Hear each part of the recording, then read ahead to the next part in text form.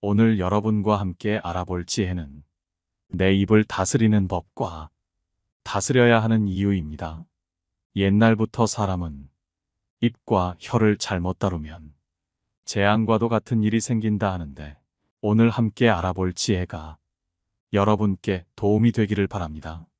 첫 번째, 입을 잘 못 놀리는 것은 칼에 베이는 것보다 고통스럽다. 새장으로부터 도망친 새는 어떻게든 붙잡을 수가 있으나 입에서 나간 말은 붙잡을 수가 없다. 비밀을 누설하지 않고 지키는 것은 현인에게도 매우 어려운 일이다. 비밀은 돈처럼 붙들어 두려고 하여도 잠시 방심하는 사이에 나가버린다. 따라서 말이란 녀석은 헤프게 낭비하며 아무 때나 쓰는 것이 아니라 마치 소중한 돈이나 보물을 대하듯 그 말을 사용하는 순간까지 잘 간직해야만 한다. 절대 아무 때나 꺼내서는 안 된다. 게다가 비밀은 돈보다 훨씬 위험하다. 따라서 앞으로는 비밀 다루기를 목숨과 같이 생각하라. 비밀을 들었으면 항상 마음속에 주의를 요함이라는 경고 문구를 붙여라. 그리고 누군가를 만났을 때 그 비밀을 이야기하고 싶은 충동이 일거든 마음속에 경고 문구를 상기하자. 비밀을 발설했다는 사실은 언젠가 나에게 비수가 되어 돌아올 뿐 나에게 이득이 되는 경우는 없다. 이미 내 입 밖을 떠난 말은 이제 더 이상 나만의 것이 아니다. 이젠 내 것이 아닌 말을 다른 사람들에게 말했다고 그 사람 탓을 하고 원망하지 마라. 이제라도 그 사람에 대한 비난을 멈추고 본인의 입을 단속하라. 여기에는 비밀뿐만 아니라 남에 대한 욕이나 중상도 마찬가지이다. 서로를 비난하고 중상모략하는 행동은 양쪽에 날이 선 칼로서 상대방뿐만 아닌 자신을 더욱 다치게 하는 것임을 반드시 알아야만 한다. 두 번째, 혀가 긴 사람은 어리석은 자이다. 당나귀는 긴 귀로써 알아보고 어리석은 사람은 긴 혀로써 알아본다. 당나귀는 긴 귀를 갖고 있지만 실제로는 아무것도 듣고 있지 않다고 한다. 어리석은 사람에게 가장 큰 적은 다름 아닌 자기 자신이다. 자신이 어리석다는 사실은 가만히 있을 때에는 알 수 없으나 당나귀 귀처럼 긴 혀로 이야기하면서 결국에는 금세 알려지게 된다. 어리석은 사람의 혀는 날름거릴수록 길어진다. 그러나 아무리 날름거리더라도 어진 사람이 이야기할 때와 달라서 아무런 깊이도 의미도 갖지 않는다. 아무런 깊이도 없고 의미도 없는 얘기를 하지 않는 법은 간단하다. 내가 할 말이 없는데도 어색한 분위기가 싫어 억지로 말을 꺼내지 말고 그저 대화의 포문만 열어둔 상태로 많이 들어주기만 하라. 다른 사람이 어떠한 화제로 얘기할 때 그들은 대화를 주고받는 것보다 더욱 좋아하고 고마워하는 것은 자신의 얘기를 성심성의껏 들어주었을 때이다. 자신이 하고 싶었던 얘기를 도와주었기 때문에 그게 어떤 화제이든 결국 문제가 분명해지고 스스로 어떤 결론에 도달할 수 있게 되는 것이다. 따라서 남의 말을 잘 들어주는 사람 곁에는 사람이 끊이질 않는다.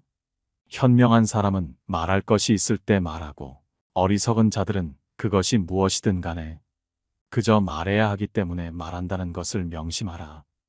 함부로 혀를 놀리는 어리석은 자가 되지 마라. 세 번째, 혀에는 뼈가 없다. 당신의 혀에는 뼈가 없다는 것을 항상 명심하고 또 명심하라. 혀에게 재주를 가르친다는 것은 어려운 일이다. 수다를 떨지 말라. 비밀은 꼭 지켜라. 이런 조언을 아무리 해봤자 혀에는 뼈가 없기에 결코 지키지 못한다. 아무리 타일러도 혀는 결국 잊어버리기 마련이다. 당신은 혀라고 하는 것이 연체동물임을 항상 의식해야 한다. 혀는 당신의 일생의 운명을 지배하는 중요한 몸의 부분이기 때문이다. 우리 주위에는 입을 잘못 놀려서 해서는 안 될 소리를 해서 잠자코 있어야 할 때 입을 놀려서 인생에 큰 손해를 본 사람들이 많이 있다. 당신은 혀와 함께 평생을 살아가야 한다. 혀는 자신의 의지를 가진 듯 제멋대로 움직인다. 말이나 음성은 인간의 제2의 얼굴이라고 한다. 입을 오래 벌리고 있으면 자신이 거기서 도망쳐버려 자기 자신을 잃을 수가 있다.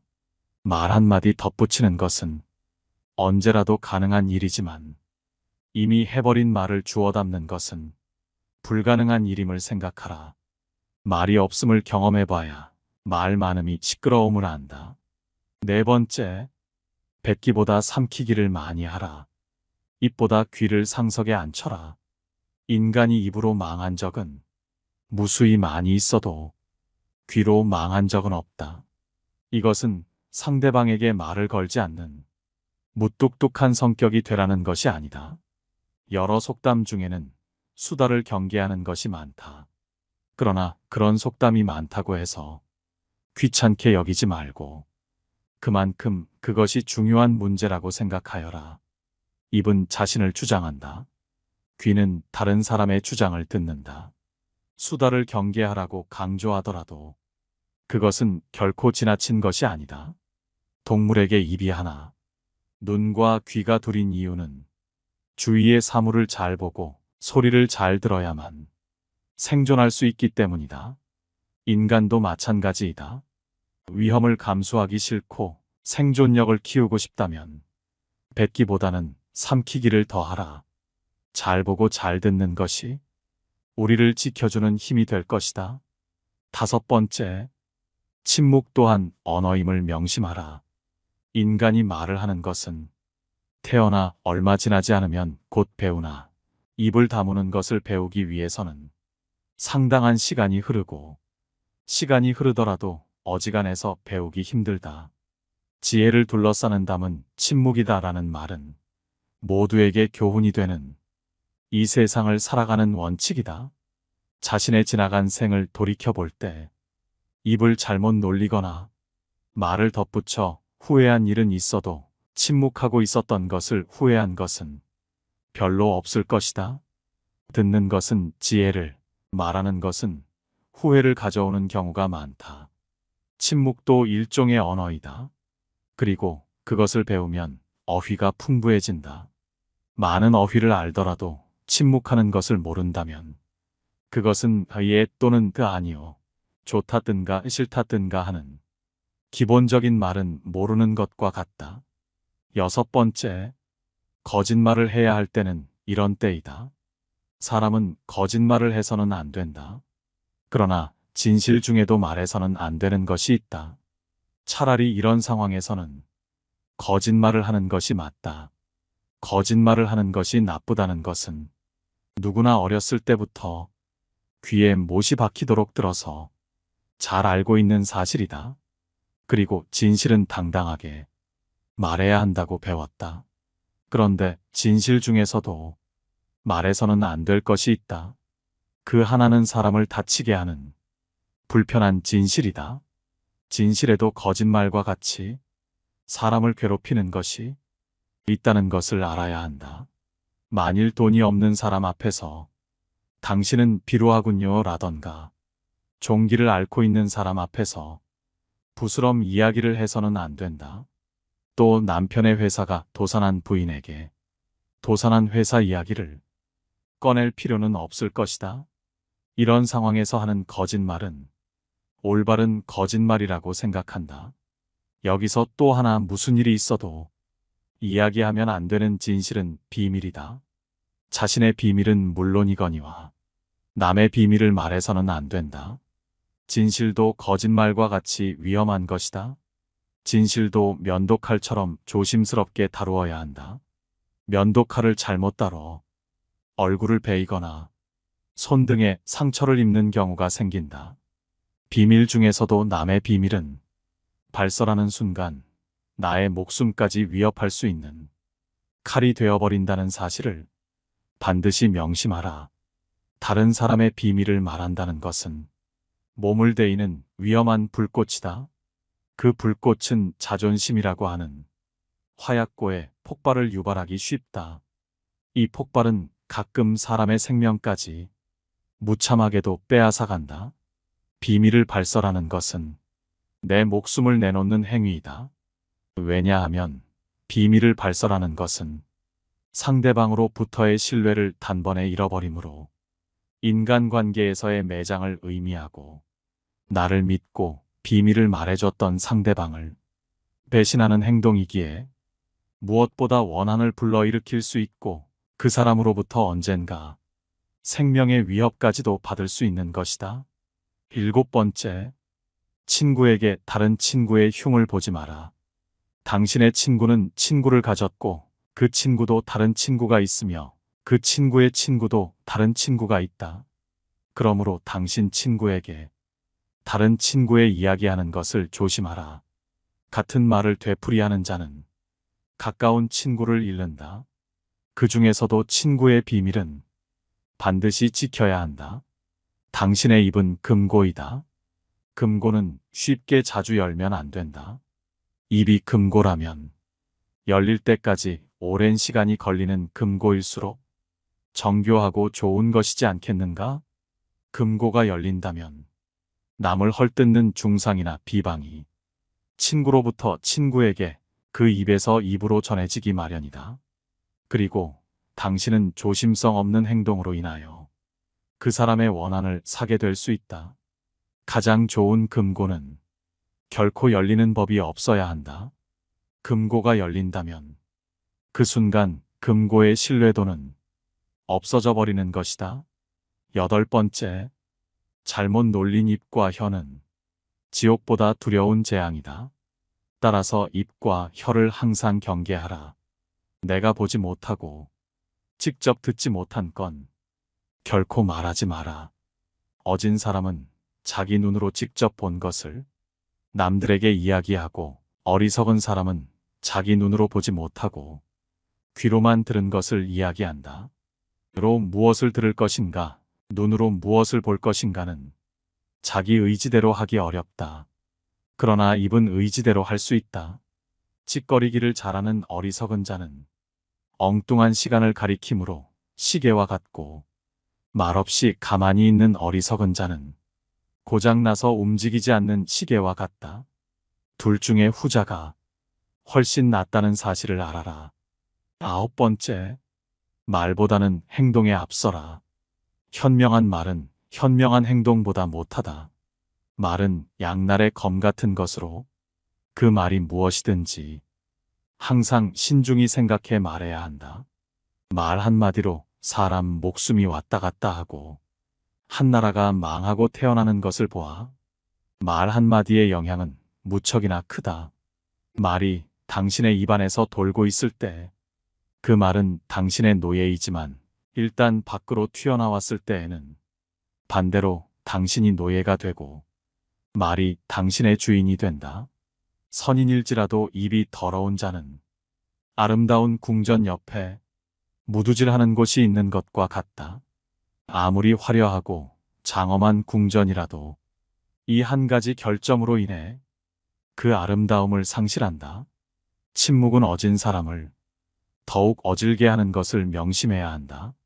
왜냐하면 어리석은 자는 침묵의 소중함을 결코 알지 못한다. 내 입과 혀를 조심해서 다룰 수 있다면 인간관계에서 반드시 피해야만 하는 것이 있다. 남에게 돈 자랑하지 마라. 반드시 망한다. 어떠한 경우에도 돈 자랑은 하지 마라. 사람들은 모두 자랑하는 것을 좋아한다. 자식 자랑, 남편 자랑, 아내 자랑 등이 그렇다. 이런 자랑은 너무 과하지만 않으면 서로 간의 대화를 이어나갈 수 있는 좋은 윤활유가 되는 법이다. 서로가 서로의 자랑을 들어주며 칭찬을 주거니 받거니 하며 분위기가 화기애애해지는 것을 보아 자랑의 좋은 점은 분명하다. 하지만 많은 자랑들 중에서도 돈에 대한 자랑은 절대 하면 안 된다. 이 세상에서 돈이란 놈보다 더 사람의 사기를 꺾는 것은 없다. 그 대화의 상대방이 누구더라도 돈에 대한 근심은 분명히 있다. 돈은 아무 의미 없다는 사람들도 대부분은 돈에 절실하다.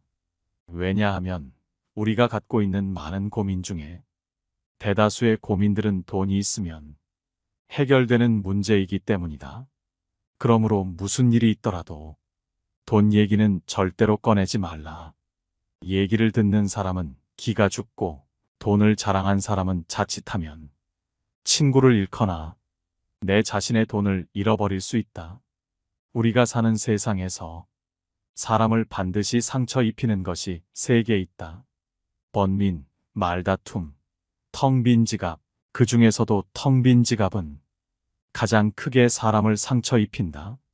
돈이 없어 친구를 만나지 못하거나 먹고 싶은 음식을 먹지 못하거나 또는 자식에게 사줄 물건조차 사지 못하는 경우가 있기 때문이다.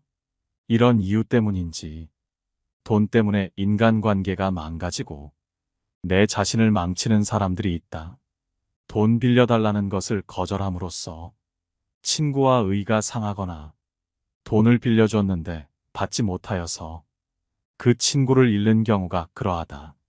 또한 돈은 바닷물과 같기에 마시면 마실수록 목이 말라 돈에 집착하는 인생을 살게 되어 내 인생에 크나큰 악영향을 미친다. 함부로 충고하지 마라. 부탁받지도 않았는데 충고는 굳이 하려고 마라. 아무리 좋은 충고여도 그저 잔소리로 오해받는다. 따라서 정말 긴밀한 관계가 아니거든 함부로 하는 충고는 잘해야 본전이고 보통은 손해를 보는 법이다. 그래도 굳이 하고 싶다면 결코 자랑질하듯 하지 마라. 좋은 충고는 방향을 알려주는 등대와 같다. 결코 시계를 꺼내어 자랑하듯 학식을 꺼내 보이지 말라. 대신 누군가 시간을 물어보면 조용히 시간만 알려주라. 현명한 사람은 지식에 자만하지 않고 남이 요청할 때 비로소 입을 연다. 그러나 어리석은 사람은 스스로 지혜가 있다고 착각하고 누구를 막론하고 충고하고 싶어 한다.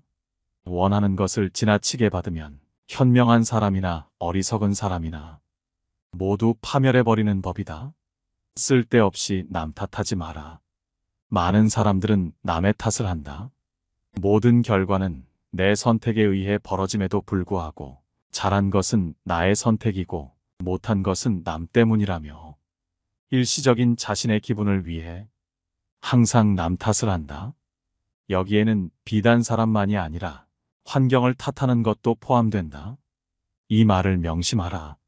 지금의 나라는 존재는 과거부터 지금까지 특정한 선택들을 함으로써 만들어진 하나의 결과이다. 따라서 지혜로운 사람은 모든 일을 자기에게서 구하고 자기의 책임으로 돌린다. 어리석은 사람은 모든 일을 다른 사람에게 그 책임을 떠넘긴다. 남의 잘못을 남에게서 찾는 사람은 정말 어리석은 자이다.